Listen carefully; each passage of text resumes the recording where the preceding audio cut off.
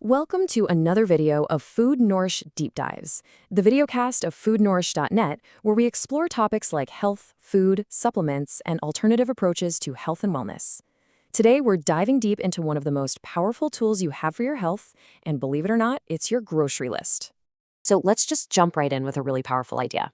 Every single time you sit down to eat, you're making a choice. You're either telling your body, hey, let's cool down, let's repair, or you're fanning the flames of a hidden fire inside you.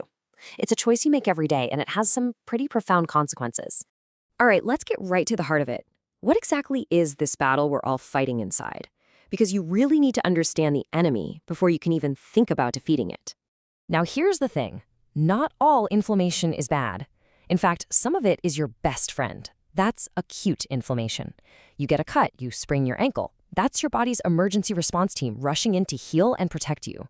But the real problem, the enemy here, is chronic inflammation. This is like a fire alarm that's stuck on, just blaring 24/7 at a low level. Over time, that constant state of alert starts to damage healthy parts of your body, leading to everything from achy joints to major diseases. So where's the control room for all of this? Well, you might be surprised. Get this, a whopping 70% of your entire immune system is located right in your gut. That one fact right there should change how we think about our health completely. Your gut, it's the front line of this whole battle. And this is how it all connects. The food you eat is literally like software code for your gut's immune system. Whole foods, things rich in fiber, they feed the good guys, the good bacteria. And in return, those bacteria release these amazing anti-inflammatory compounds. But processed foods, they do the exact opposite. They feed the bad bacteria, which can lead to something called a leaky gut, and that lets all sorts of inflammatory junk into your bloodstream. Okay, enough about the problem, right? Let's talk about the solution.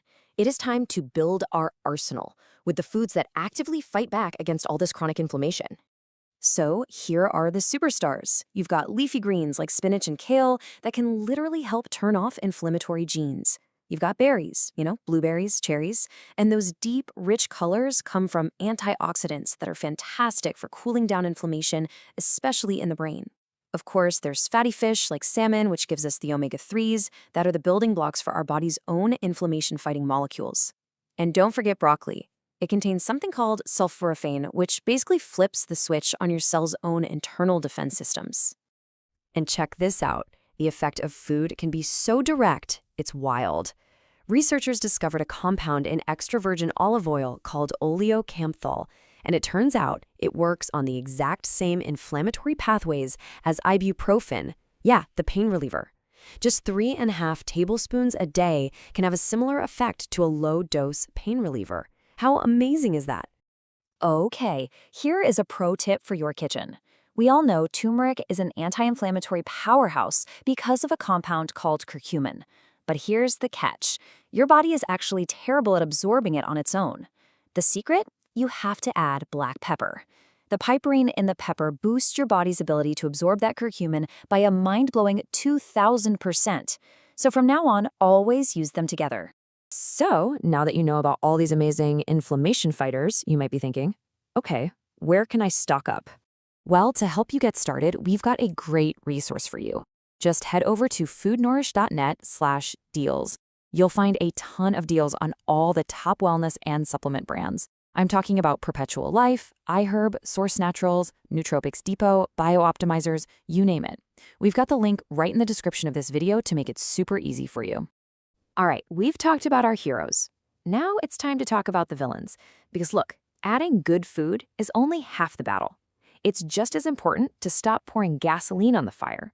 So let's look at the foods that are actually fueling inflammation. Okay, this is basically the most wanted list. You've got added sugars and refined carbs like white bread. They cause these huge blood sugar spikes that trigger an inflammatory response. Then there are industrial seed oils, which are loaded with omega-6 fats that can really promote inflammation. And of course, processed meats and those nasty trans fats. They're just notorious for keeping your immune system on high alert. And if you want to really understand the sugar problem, just look at this. One single can of soda has 39 grams of sugar. That one drink, it completely blows past the entire daily recommended limit for both men and women. It is just a massive inflammatory bomb in a tiny can. So, we have our heroes, we have our villains. But what about all those foods in the middle? The ones that cause a ton of debate and confusion. Let's try to clear the air around some of these gray area foods. You probably hear a lot about nightshades, things like tomatoes, peppers, eggplants. And it's true, a very small number of people, usually with specific autoimmune conditions, might be sensitive to them. But for the vast majority of us, they're actually anti-inflammatory. I mean, tomatoes are loaded with lycopene, which is a super potent antioxidant. And what about dairy and coffee? Well, again, it's all about context. Fermented dairy, like a plain kefir or yogurt, can actually be amazing for your gut. And black coffee? Turns out it's one of the biggest sources of anti-inflammatory compounds in the average Western diet. The real key for both of them is to avoid all the added sugar. We're talking about those flavored yogurts and fancy sugar-loaded coffee drinks. Whew, that was a lot of information, I know. So the big question is, how do we actually make this practical? Let's break down how you can put all this knowledge to work with some simple, easy steps you can literally start today. This is where the real magic happens, in simple, everyday swaps. So instead of that sugary cereal in the morning, try some overnight oats with berries and flax seeds. Instead of a processed deli meat sandwich for lunch, how about some canned wild salmon? Just swap your regular vegetable oil for that good extra virgin olive oil, and trade your soda for a green tea or even just sparkling water. See? Each one of these little changes is a huge win for your body. And you know what? If that table still feels like too much, just start right here. These are 3 of the most high-impact changes you can make. Just focus on these 3 things. 1, replace your cooking oil. 2, get in a couple servings of fatty fish each week. And 3, eat a handful of berries every day. That's it. It's a powerful and totally manageable way to start.